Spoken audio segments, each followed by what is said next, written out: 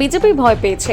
আমার নাম ঘোষণা হওয়ার পর থেকে তাই ইংলিশ বাজারে প্রার্থী খুঁজে পাচ্ছে না বিজেপি ভয় পাচ্ছে যার নাম ঘোষণা করবে সে যদি আবার তৃণমূলে চলে যায়, আর যিনি বিগত দিনের বিধায়ক ছিলেন 5 বছরে কিছু করেনি, এলাকায় তাকে খুঁজে পাওয়া যায়নি। খুশির ঈদের সামিল হয়ে বিজেপিকে কটাক্ষ ইংলিশ বাজার তৃণমূল কংগ্রেস প্রার্থী আশিস কুণ্ডুর।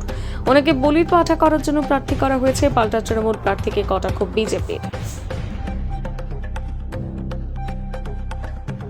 বছরই আসেন, কিন্তু এই বছর আপনি এখানকার প্রার্থী বলুন।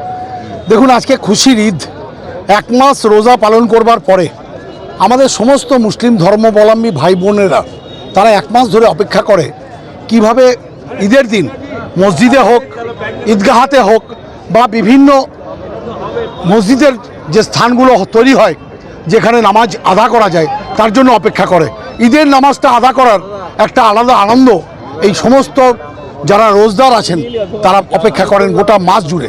এবছর আমাদের খুশির ঈদে আনন্দে মাতোয়ারা মানুষ, কিন্তু মনের মধ্যে একটা কোথায় যেন কান্নার আওয়াজ আছে। কারণ কেন্দ্রের ক্ষমতাসীন বিজেপি সরকার, আপনারা দেখেছেন, এসআইআর নামক চক্রান্তকে আরোপ করে একটি বিশেষ সম্প্রদায়ের মানুষকে ভোট থেকে বিরত রাখতে চাইছে। আপনারা শুনলে অবাক হবেন, কোনো বুথে যদি 900 ভোট হয়, 600 মানুষকে আন্ডার অ্যাডজুডিকেশনের আওতা করে তাদেরকে ব্লক করতে চাইছে। জননেত্রী মমতা বন্দ্যোপাধ্যায় সুপ্রিম কোর্টের প্রধান বিচারপতির দরবার থেকে রাজপথ সব জায়গায় লড়াই করছেন যাতে সারা বাংলায় সমস্ত বৈধ ভোটার ভোটে অংশগ্রহণ করতে পারে। আজকে ঈদের দিন আমি কোনো রাজনৈতিক কথা বলতে চাই না, কিন্তু মনের ভিতরের কান্না নিজে নিজে বেরিয়ে আসতে চায়। খুশির ঈদে আমি একটাই প্রার্থনা করব, আল্লাহ তাআলার কাছে সকলের জন্য দোয়া করব, ঈশ্বরের কাছে প্রার্থনা করব আপনাদের মাধ্যমে এই বাংলায় যে সাম্প্রদায়িক সম্প্রীতির বাংলা ছিল, যে কাজী নজরুলের বাংলা ছিল, যে রবীন্দ্রনাথের বাংলা ছিল, সেটাই যেন রক্ষিত হয়। বা আমাদের অত্যন্ত প্রহরী মমতা বন্দ্যোপাধ্যায় যেভাবে বাংলাকে সমস্ত সম্প্রদায়ের মিলনক্ষেত্র হিসাবে তৈরি করেছেন সেটাই যেন রক্ষিত হয়।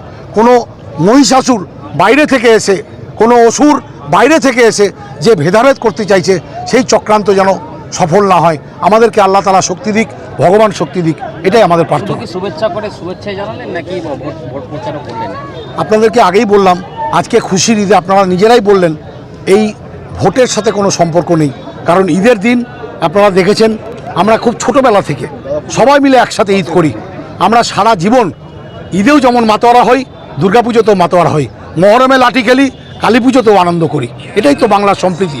আর আমার সম্বন্ধে যদি জানেন তাহলে দেখবেন সমস্ত সম্প্রদায়ের মানুষ সবাই মিলে একসাথে ভালোবাসে বলে সেই জন্যই তো বিজেপি প্রার্থী খুঁজে পাচ্ছে না।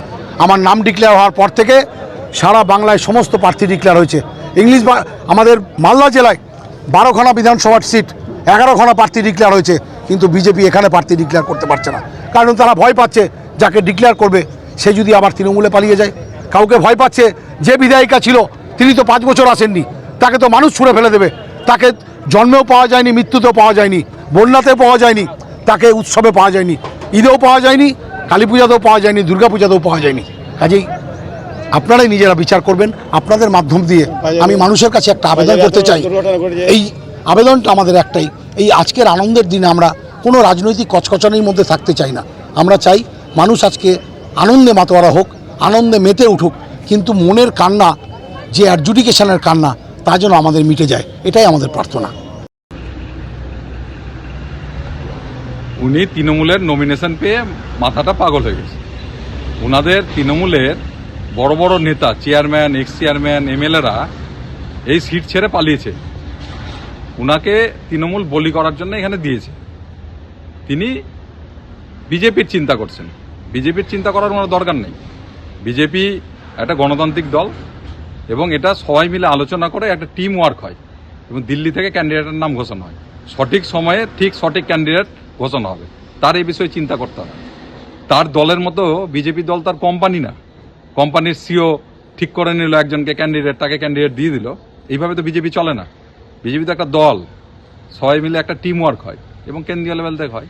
তাই বলবো বিজেপির চিন্তা না করে তিনি তার যে ভোটে খাটছেন, কিভাবে হারবেন তার চিন্তা করুন। কত ভোটে হারবেন সেই অঙ্কটা গুনুক।